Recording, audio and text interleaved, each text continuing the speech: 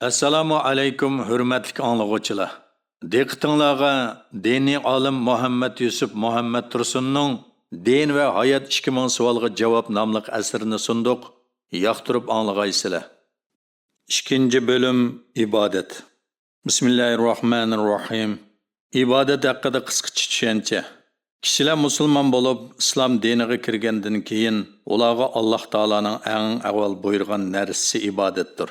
İbadet Allah Teala'ga bo'lgan imanini namoyon qilish va u ato qilgan son-sanoqsiz ne'matlarga shukr ado qilish yuzidan uning amriga itoat qilgan holda uning buyrug'ini o'rindash niyati bilan uning o'ziga qilinadi. İnsanning asli tabiati uni yo'qdan bor qilib, uningga turli ne'matlarni ato qilgan shafqatli egasi Alloh Taolaga shukr ado qilish yuzidan uningga ibodat qilishni o'tashga tegishlik tabiiy burch deb taniydi. Adam alayhissalomning davridan boshlab Muhammad alayhissalomga qadar kelgan butun payg'ambarlar va ularning ayni zamonidagi ummatlarning hammasi Alloh taologa ibodat qilib o'tgan bo'lsa-mu, payg'ambarlarning zamonidan keyin kelgan insonlar burunqilarining tutib mongan yo'lini unutib ketganlikdan ba'zilari Alloh taoloni unutib quyosh, oy, o't, suv qatorliq tabiat kuchlariga va kala qatorliq hayvonlarga cho'qingan bo'lsa, ba'zilari Alloh taolaga ibodat qilishning yo'llarini unutib ketib, butlarni, insonlarni Alloh taolaga sherik qilib olgan. Shunda qilib insonlar Alloh ko'rsatgan e'tiqod va ibodat sistemalaridan yiroqlashib ketganlikdan Alloh taolaning haq dinidan ayrilib qolgan. İnsanlar haq dinni unutib, kufrlikqa yuz tutgan har bir davrda Alloh taolo payg'ambarlarni orqa-orqadan evatish orqali ularni haq dinga qaytarib turgan bo'lsa-mu, payg'ambarlar olamdan o'tgandan keyin insonlar yana qaytadan burunqi kufrligiga qaytib turgan. Oxirida Alloh taolaning hikmati islom dinini ta qiyomatgacha o'zgarmas, buzilmas va mangulik din qilib belgilab, Muhammad alayhissalomni bu oxirgi dinga, oxirgi payg'ambar qilib avatishni taqozo qilgan.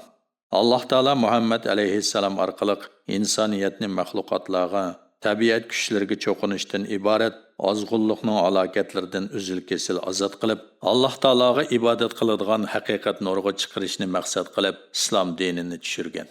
Shuningdan beri islom dini butun insoniyat uchun ilohiy bir mash'al bo'lib chaqnab kelmoqda. Bu mash'al ta qiyomatgacha mangu o'chmaydi. Bu Alloh taoloning va'dasidir. İbadet ruhning g'izosidir. İnson demak, biz tashqaridan ko'rayotgandek yeydigan, ichadigan, so'zlaydigan va harakat qiladigan moddiy jismlar emas. Balki insonning haqiqiy mohiyati shunda qimmatli bir javhar bo'lib, inson bu javharning yuzidan koinotdagi butun maxluqotning eng sharafligi va ularning xo'jayini bo'lishga loyiq bo'lgan. Bu javhar bo'lsa-mu, insondagi ruhdir. Alloh taolaga ibodat qilish orqali bu ruhning ma'naviy g'izasi to'liqlanadi. Dunyo hayoti o'tkinchi hayot bo'lib, dunyoga kelgan har bir inson ma'lum bir vaqtdan keyin bu dunyodan ayrilib, oxirat hayotiga qadam bosadi. Alloh insonlarni eng chiroyli shaklda yaratib, uningga turli nozu ne'matlarni ato qilib, bu dunyodagi butun mavjudotni uning xizmatiga selib berib, uni shuncha hurmatli qilganning badaliga insonlardan Allohni ulug'lab, faqat uning o'ziga ibodat qilishni talab qildi. İnsanlar oxirat hayotiga borganda bu dunyoda qanday yashagan bo'lsa, uning natijasini cho'qim ko'radi. Yaxshilar mukofotini, yomonlar jazosini ko'radi. Bu dunyoda Allohning amriga uyg'un holda yashab, uning buyurganlarini o'rindab, to'siganlardan yenish va insonlarga foydali ishlarni qilish orqali umrni ibodat bilan o'tkazganlar oxiratda esil jannatlarga erishganidek, buning aksicha ish ko'rib, Alloh taolaning va uningga ibodat qilishdan yiroq holda boshqa jonliqlarga o'xshash yashab umrni o'tkazganlar do'zax azobiga duchor bo'ladi. Ibodat va uning qabul bo'lish shartlari. 164-savol. Ibodatning mohiyati nima? Javob. Ibodatning haqiqiy mohiyati Alloh taologa eng kamtarlik va eng samimiy muhabbat ham ixlos bilan itoat qilish demakdir. 165-savol. Ibodatning iymon bilan qanday munosabati bor? Javob. Iymon ibodatning qabul bo'lishi uchun shartdir. Iymonsiz kishining qilgan ibodatini Alloh taolo qabul qilmaydi. Ibodat iymonning namoyandasidir. Ammo dinimizda Ishinib iman etishga buyurilgan e'tiqod masalalaridan birasiga inkor qilmagan, faqat o'rinliq va boshqa sabablar tufayli ibodatlarni o'rindamagan odam gunohkor bo'lsa-mu, musulmonlikdan chiqib kofir bo'lib ketmaydi. Islom dinining asosli ibodatlari. 166-savol. Islom dinining asosini tashkil qiladigan ibodatlar qaysilar? Javob. Islom dinining asosini tashkil qiladigan ibodatlar 5 bo'lib, ular tuvandikicha. 1.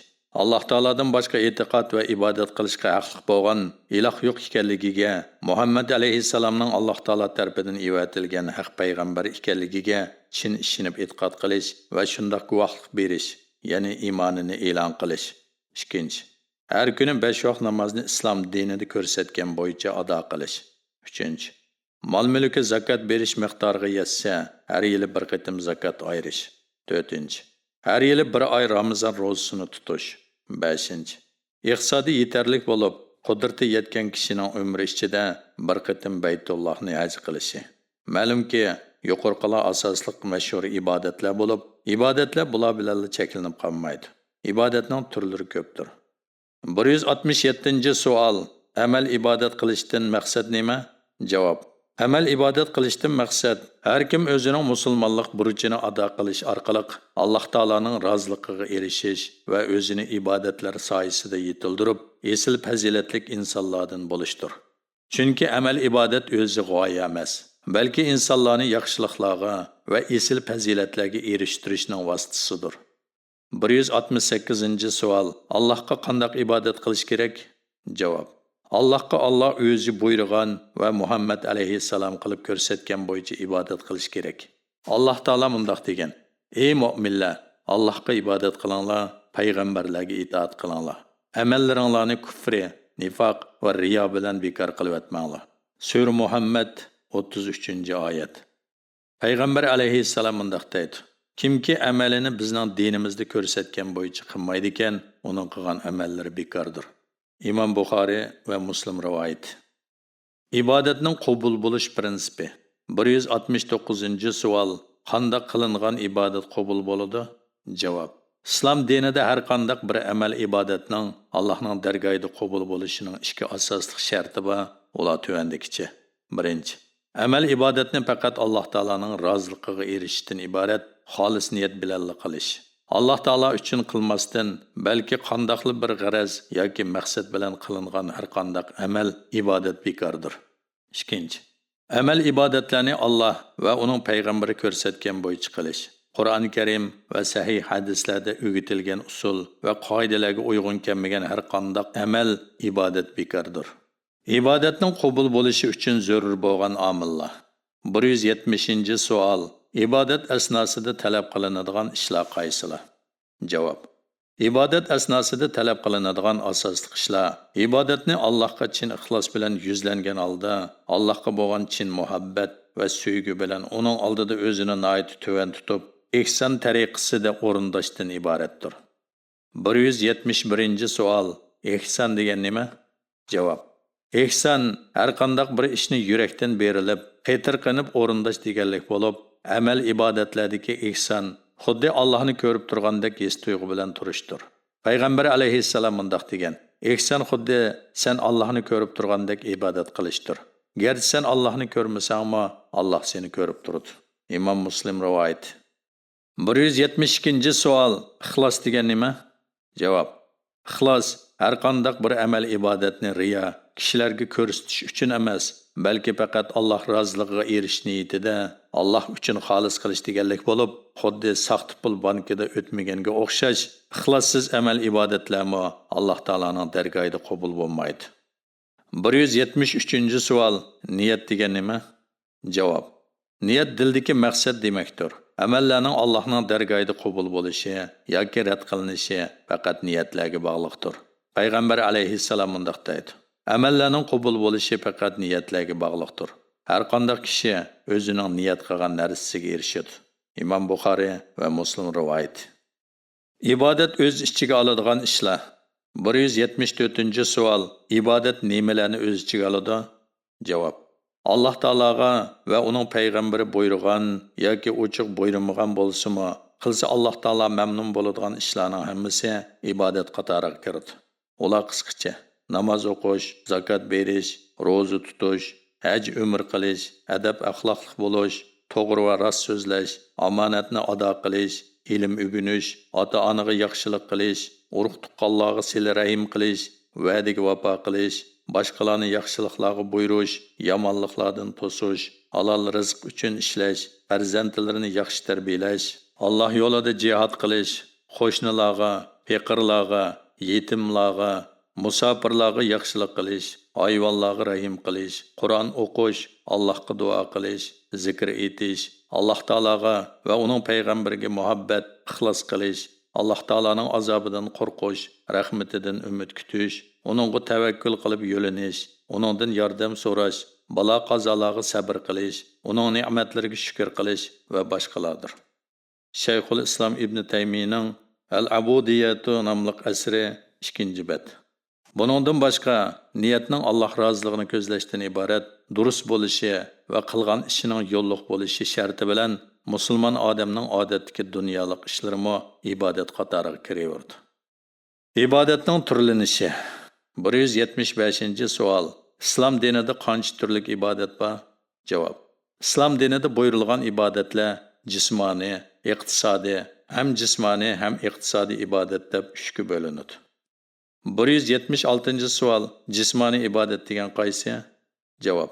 Jismoniy ibodatlar tanning harakati bilan qilinadigan ibodatlar bo'lib, namoz o'qish, ro'za tutish, ota-onaning xizmatini qilish, Alloh yo'lida jihad qilish, halol rizq tepish uchun tirishib ishlash, ojizlarning ishlarini hal qilib berish va boshqalar. 177-savol. Iqtisodiy ibodat degan qaysilar? Javob.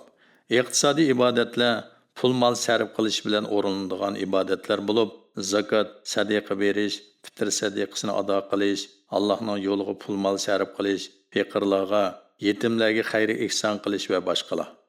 178-savol. Jismoniy ham iqtisodiy ibodatlar qaysilar? Javob.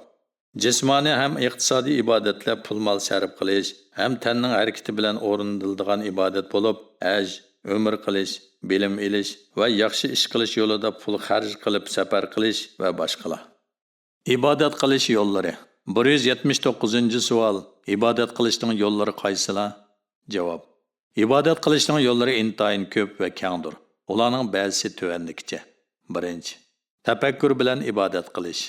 Allohning osmon zimindagi maxluqotlari, insonning o'z zotidagi Allohning cheksiz qudratini va go'zal san'atlarini ko'rsatadigan alomatlar ustida fikr yurgizib muloyiza qilish, tafakkur bilan ibodat qilganlikdir. Qur'on Karimda tafakkur qilish va aqlini ishlatishga chaqirgan oyatlar intayin ko'p. Zaminda va o'zinglarda Allohga chin e'tiqod qiladiganlar uchun Allohning birligi va qudratini ko'rsatadigan nurg'un alomatlar bor. Buni ko'rmamsizlar? Sura Zariyat 20-21-oyatlar. 2. Qalb bilan ibodat qilish. Qalb bilan ibodat qilish hissiyat va tuyg'ular bilan bo'ladi. Alloh va uning payg'ambarini so'yish, ixlos qilish, Allohga taqvolik qilish, uning yordami va rahmatidan umid kutish, g'azabiga uchrashdan hazar qilish, uning hukmiga va taqsimotiga rozi bo'lish, ne'matlariga shukr qilish, uningga tavakkul qilish, balo qazoga sabr qilish qatorliqlarning hammasi qalbning ibodatlaridandir. 3. Til bilan ibodat qilish. Til bilan ibodat qilish, Qur'on o'qish, Allohni madhilash, zikr tasbih, Allohning nuqsonlardan pok ekanligini aytish, duo qilish, takbir, Allohning ulug'ligini so'zlash, tahlil, Allohdan boshqa haqiqiy iloh yo'q, sherikimi yo'q ekanligini jakarlash bilan bo'ladi. Alloh taolo bu vaqtda mundaq deydi: "Ey mu'minlar, Allohni ko'p yod etinglar. Uningga atdigan oqshomda tasbih aytinglar." Sura A'zob 41-42-oyatlar. 4. Tan bilan ibodat qilish. Tan bilan ibodat qilish, tanning harakati bilan yoki nafsning lazzatlaridan vaqtliq voz kechish orqali bo'ladi. Masalan, Ramazonda ro'za tutganda nafsining havaslaridan voz kechganga, namoz o'qiganda butun badanning ishtirok qilganiga va haj qilganda tanning yo'l azobi va issiq azobiga bardosh berganiga o'xshash ibodatlardir. 5. Pul mol bilan ibodat qilish. Pul mol bilan ibodat qilish, zakot, sadaqa berish, hojatmandlarga xayr ihson qilish, ilm tahsil qilish va haj umr qilish uchun pul mol sarf qilish uchun bo'ladigan ibodatdir. 6. Jonni pido qilish bilan ibodat qilish. Jonni pido qilish bilan ibodat qilish, Allohning yo'lida jihad qilish, islom da'vatini tashviq qilish va haqiqatni qo'g'dash yo'lida jonni pido qilish bilan bo'ladi. Alloh taolo bu haqda mundaq deydi: Shubhisizki, haqiqiy mu'minlar Allohga va uning payg'ambariga iymon keltirgan, ondan iymonidan shak keltirmagan, mollar bilan, jonlar bilan Allohning yo'lida jihad qilganlardir. Ana shular iymon da'vosida rostchillardir. Sura Hujurat 15-oyat. 7. Vatandan ayrilish bilan ibodat qilish. Vatandan ayrilish bilan ibodat qilish, jihad, haj, umra va ilm tahsil qilish yo'lida vatandan ayrilish deganlikdir. Bu vaqtda Alloh taolaning ularning ya'ni musulmonlarning ichidagi har bir jamoadan, ya'ni bir turkumi diniy olim bo'lib, ular qavmning qishig'i qaytgandan keyin qavmining Allohning taqvo bandlaridan bo'lish uchun ularni ogohlantirish maqsadida nemishqa ilm tahsil qilishga chiqmadi. Sura Tavba 122-oyat. degan so'zi bu ma'noni ifodalaydi. 180-savol. Qanday kishilar ibodatlarni o'rindash vazifasini ustiga olgan bo'ladi? Javob. Ibodatlarni o'rindashga salohiyatli bo'lgan kishilar ibodatlarni o'rindash vazifasini ustiga olgan bo'ladi. 181-savol. Ibodatlarni o'rindashga layoqatli bo'lishning shartlari qaysilar? Ibodatlarni o'rindashga salohiyatli bo'lishning sharti 3 bo'lib, ular: 1. musulmon bo'lish, 2. aqli joyida bo'lish, 3. balog'atga yetgan bo'lish. Bolalarning balog'atga yetishi va uning alomatlari. 182-savol. Bolalar qachon balog'atga yetadi va savob gunohlari qachon yezilishga boshlaydi? Javob. Qizlar 9 yosh, o'g'illar 12 yoshdan boshlab balog'atga yetishga qadam bosadi. Qiz o'g'illarning balog'atga yetishining eng oxirgi pallasi 15 yosh bo'lib, ular 15 yoshga to'lishdan burun ularda balog'atga yetganlikning alomatlari ko'rilsa, ko'rilgan shu kundan boshlab ularning ibodatlarini o'rindash burchi boshlanadi va qilgan yaxshi-yomon ishlari uchun savob va gunohlari yezilishga boshlaydi. Agar ular 15 yoshga to'shgandan keyinmi ularda balog'atga yetganlikning alomatlaridan hech biri ko'rilmasa, ular 15 yoshga to'shgan kundan boshlabla balog'atga yetgan bo'lib hisoblanadi. 183-savol. Qiz o'g'illarning balog'atga yetganligining alomatlari qaysilar? Javob. Qizlarning balog'atga yetganligining alomati ulardan normal ayollarga o'xshash oylik odatning kelishga boshlanishi, hayz ko'rishi, o'g'illarning ehtilom bo'lishi, spermining shahvat bilan etilib chiqishidir. Shariat istilohlari va ularning ma'nosi. 184-savol. Bilish zarur bo'lgan shariat istilohlari qaysilar? Javob. Ibodatga salohiyatli bo'lgan har qanday kishining bilishi zarur bo'lgan shariat istilohlari Hanafi mazhabiga ko'ra 7 bo'lib, ular farz, vojib, sunnat, harom, makruh tahrimi, makruh tanzihi va mubahdir. Farz. 185-savol. Farz degan nima? Javob.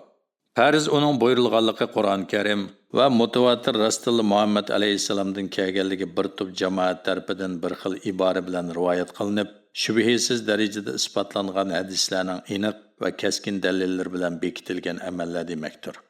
Masalan, Qur'on Karimning dalillari bilan farz ekanligi belgilangan 5 vaqt namoz, zakat, ro'za va haj qatorliqlarga mutawatir hadislarning dalillari bilan bekitilgan namozda Qur'on o'qish va boshqalarga o'xshash amallar. 186-savol. Farzning hukmi nima? Javob. Farzning hukmi uni o'rindash zarurdir. O'rindagan kishi savob topadi. Uningga ahamiyat bermaganlikdan o'rindamagan kishi Alloh taolaning oldida qattiq gunohkor bo'ladi va o'zini oxiratning azobiga tutgan bo'ladi. Uning farz ekanligiga inkor qilgan kishi kofir bo'ladi. 187-savol. Farz qancha turlik bo'ladi? Javob. Farz 2 turlik bo'ladi. Ularning biri farz ayn, yana biri farz kifoyadir. 188-savol. Farz ayn degan nima? Javob. Farz ayn musulmonlardan har bir shaxsning bevosita o'zi o'rindashiga buyurilgan farz demakdir. Masalan, 5 vaqt namoz o'qish, harom va yomon ishlardan yiroq bo'lishga o'xshash har bir shaxsning o'ziga buyurilgan amallardir.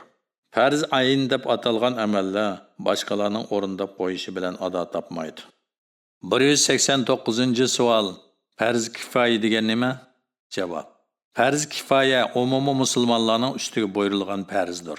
Masalan, jihad, Alloh yo'lida jihad qilish, kishilarga nasihat qilib ularni yaxshi ishlarga buyurib, yomon ishlardan to'sish, diniy ilm va fan texnik sohalardan qaysi birida mutaxassis bo'lish, jinoza namoziga qatnashish qatorliqlarga o'xshash amallardir. Farz kifoya amallarni musulmonlar ommasidan bir turkum kishilarning o'rindishi bilan o'rindamaganlarning ustidagi bu farzni o'rindash burchi ado topadi. Agar biror mahalladagi musulmonlar ommasidan hech biri bu farzni o'rindamagan bo'lsa, butun musulmonlar ommasi gunohkor bo'ladi va tark qilingan bu farz uchun hammasi javobgarlikka tortiladi. 190-savol. Farz kifoya bo'lgan ishlar farz ayniga aylanamdi? Javob. Farz kifoya bo'lgan ishlar go'yida farz ayniga aylanib qoladi. Masalan, ma'lum bir mahallada yoki biror shaharda bir kishidan boshqa dinning ahkomlarini biladigan odam chiqmasa, xalqqa vaz nasihat qilib, ularni to'g'ri yo'lga chaqirish shu odamning ustiga farz ayin bo'lib belgilanadi. Shuningdek, biror ilm sohasida o'qib, mutaxassis bo'lish odatda farz kifoya bo'lib, ma'lum bir ilm sohasida o'qishga tanlanganlar uchun shu sohada o'qib mutaxassis bo'lish farz ayinga aylanadi. Shuningdek, musulmonlarning mamlakatlaridan biriga dushman besib kirgan vaqtda butun musulmonlarning jihad safarbarligiga otilinishi farz ayinga aylanadi. Vojib. 191-savol. Vojib degan nima? Javob.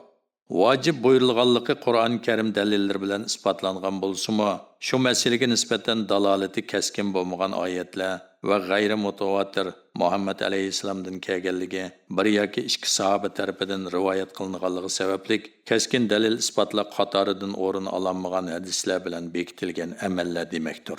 Masalan, qurbonlik qilish, fitr sadiqasi, hayit namozlari, fitr namozi qatorliqlar. 192-savol. Vojibning hukmi nima? Javob. Vojibni o'rindash xuddi farzga o'xshash zarurdir. Vojib namozlarini o'rindagan kishi savob topadi. Uni tark etgan kishi farzni tark etganning gunohidan bir daraja tuvan gunohkor bo'ladi. Vojibga inkor qilgan kishi kofir bo'lmaydi, balki qattiq gunohkor bo'ladi. Sunnat. 193-savol. Sunnat degan nima? Javob. Sunnat payg'ambarimiz Hazrati Muhammad alayhisalomning so'zlari, ish faoliyatlari, amal ibodatlari va boshqalardan sodir bo'lgan ishlardan shariatga uyg'un keladiganlarini muvofiq ko'rganliklari demakdir. Sunnatning islom fiqhidagi ma'nosi payg'ambar alayhisalom farz, vojib amallarning sirtida qilgan va bizni qilishga tavsiya qilgan amal ibodatlardir. Masalan, 5 vaqt namozning sunnatlarini o'qish, tahorat olganda misvoq qo'llanishga o'xshagan amallar. 194-savol. Sunnat qancha turlik bo'ladi? Javob. Sunnat 2 turlik bo'ladi. Ularning biri ta'kidlik sunnat, yana biri ta'kidsiz sunnatdir. 195-savol. Ta'kidlik sunnat degan nima? Javob. Ta'kidlik sunnat payg'ambar alayhissalom hamisha o'rindashga odatlangan va o'rinsiz qat'iy tark etmagan amallar demakdir. Masalan, 5 vaqt namozning sunnatlarini o'qish, tahoratda misvoq qo'llanishga o'xshash amallardir. Ta'kidlik sunnat bo'lgan amallarni o'rindagan kishi savobga erishadi. Tark etgan kishi gunohkor bo'lmaydi. Biroq Allohning qayishiga uchrash xavfi bor. 196-savol. Ta'kidsiz sunnat degan nima? Javob. Ta'kidsiz sunnat payg'ambar alayhisalom o'rindashga odatlanmagan bo'lib, go'yda o'rindagan, go'yda uzrsiz tark etgan amallar demakdir. Masalan, asr namozining farzidan burungi 4 rakat sunnatini o'qishga o'xshash amallar. Ta'kidsiz sunnat mustahab deb ataladi. Ta'kidsiz sunnat bo'lgan amallarni o'rindagan kishi savobga erishadi, tark etgan kishi gunohkor bo'lmaydi. Alloh taolaning qayishiga uchramaydi. Harom. 197-savol. Harom degan nima? Javob. Harom uning qat'iy turda ma'ni qilinganligi Qur'on Karim va mutawatir hadislarning dalillari bilan shubhasiz va keskin holda isbotlangan ishlar demakdir. Masalan, zina qilish, aroq ichish, o'sim yeyish qatorliqlarga o'xshash gunohlar va boshqalarning sodisining ustiga soda qilish, yana boshqalarning sodisini buzish, boshqa biri nikohlanmoqchi bo'lgan ayolga u voz kechmasdan nikohlanib olish qatorliq haqsizliklar haromdir. 198-savol. Haromning hukmi nima? Javob. Harom qilingan ishlarni qilgan kishi qattiq gunohkor bo'ladi. Tavba qilib qaytmasa, dozoqning azobiga duchor bo'ladi. Harom ishlarni tark etgan kishi savobga erishadi. Haromni halol sanagan kishi kofir bo'ladi. Makruh tahrimi. 199-savol. Makruh tahrimi degan nima? Javob. Makruh qaytarilmaydigan ish deganlik bo'lib, makruh tahrimi ma'ni qilinganligi g'ayri mutawatir hadislar orqali isbotlangan ishlar demakdir. Makruh tahrimi harom tarafga ehtimoliga kuchli kerak bo'lgan ishlardir. Masalan, tahorat olganda suvni isrof qilish yoki normaldan oz qo'llanish. Namozda turganda ko'zni yumib olish yoki u yoq bu yoqqa qarash qatorliqlarga o'xshash ishlar. Makruh tahrimini ishlagan kishi haromni ishlagandan bir daraja tuvarak gunohkor bo'ladi. Uni tark etgan kishi savobga erishadi. Makruh tahrimini halol sanagan kishi kofir bo'lmaydi, balki gunohkor bo'ladi. Makruh tanzihi. 200-savol. Makruh tanzihi degan nima? Javob. Makruh tanzihi ma'ni qilinganligi g'ayri mutawatir hadislar bilan bekitilgan ishlar demakdir. Makruh tanzihi halol tarafga ehtimoli kuchli kerak bo'lgan ishlardir. Masalan, ommaviy so'rinlarga va masjidlarga berib turadigan kishilarning xom-samsoq va xom piyozga o'xshash hidi bo'yi yiqimsiz narsalarni iste'mol qilganiga o'xshash ishlar. Makruh tanzihini ishlagan kishi gunohkor bo'lmaydi, ammo uni tark etish afzaldir. Mubah. 201-savol. Mubah degan nima? Javob. Mubah uni qilish yoki tark etish har kishining o'z ixtiyoriga topshirilgan ishlar demakdir. Masalan, yeyish, ichish, o'ltirish qo'pishlarga o'xshash ixtiyoriy ishlar. 202-savol. Mubahning hukmi nima? Javob. Mubah bo'lgan ishlarni ishlash yoki tark etish bilan hech qanday gunoh yoki savob bo'lmaydi. Mubah ishlarning ibodat qatoriga o'tishi. 203-savol. Qanday qilganda mubah ishlarni ibodat qatoriga o'tkazgili bo'ladi? Javob. Mubah ishlarni yaxshi niyat bilan ibodat qatoriga o'tkazgili bo'ladi. Masalan, Alloh taolaning buyurganlarini o'rindash va ibodatlarda faoliyatchan bo'lish niyati bilan yeyish va ichish, mengini yaxshi dam oldirish orqali Alloh taolaning amrlarini texmi yaxshi o'rindash niyati bilan uxlash va tan sog'lig'ini saqlash orqali shariat ko'rsatmalarini yaxshi o'rindash niyati bilan tanarkat qilish qatorliq ishlarning hammasi ibodatga yetadi yoki bu ishlarga Alloh taolo o'z fazlidan cho'qim ibodatning savobini beradi. Shariat istilohlarining ibodat bilan bo'lgan munosabati. 204-savol. Shariat istilohlarining amal ibodatlar bilan munosabati nima? Javob.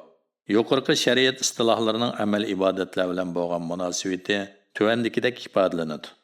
1.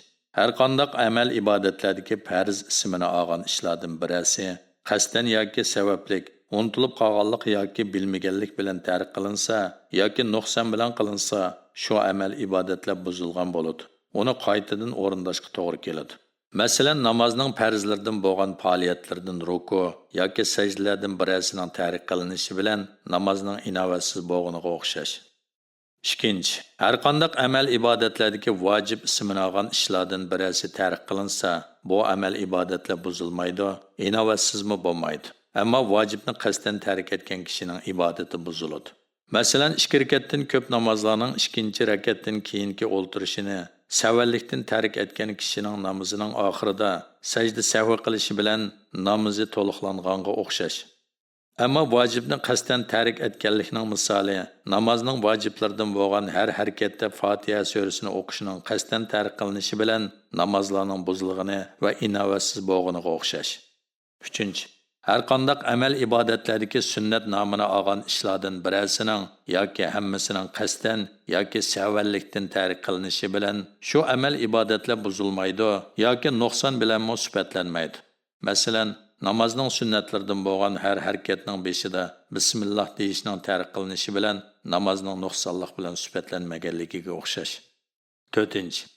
Har qanday amal ibodatlardagi makruh deyilgan ishlardan birasini yoki birdan ko'pini sodir qilish bilan shu amal ibodatlarning durustligiga ta'sir etmaydi. Masalan, farz namozlarda 1-rakatda o'qigan Fatiha surasidan boshqa suraning o'zini o'rinsiz holda 2-rakatga o'qish makruhdir. Ammo uning bilan namozning sifatiga va qabul bo'lishiga qat'iy ta'sir etmaydi.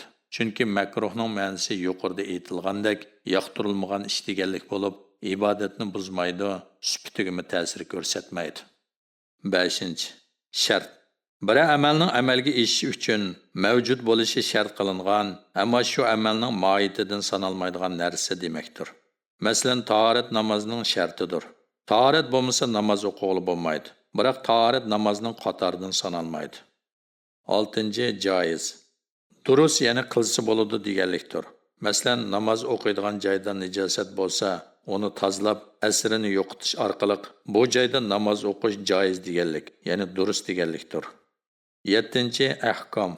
Hükümnin köplik şekli bulup, İslam dininin belgilemelerini ifadelaydı. Şeriat ahkamları deganlik dinning belgilemlari deganlikdir. Masalan, 5 vaqt namoz o'qishning hukmi farzdir deganga o'xshash.